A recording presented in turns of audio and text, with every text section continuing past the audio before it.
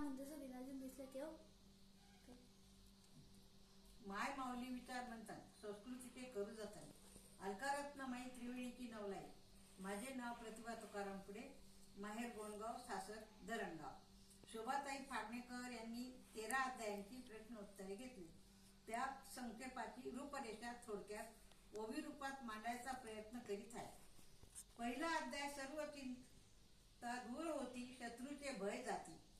दुसरा तिसरा अध्याय बाजीत यश मिळते, खोट्या आरोपापासून मुक्ती होते. चौथ्या अध्यायात चांगल्या जीवनसाथीची प्राप्ती होते आणि देवीची भक्ती होते. पाचव्या अध्यायात नकारात्मक ऊर्जा, भीती आणि तंत्रमंत्राचे नाश होतात. सहाव्या अध्यायात मोठ्या अडचणींचा नाश होतो. सातव्या अध्यायात खास गुप्त मनोकामना पूर्ण होतात. आठव्या अध्यायात वशीकरण शक्ती धन लाभ होतो. नवव्या अध्यायात संपत्तीचा लाभ होतो, हरवलेली व्यक्ती सापडते. 10व्या अध्यायात अपूर्व शक्ती व संतान सुख मिळते.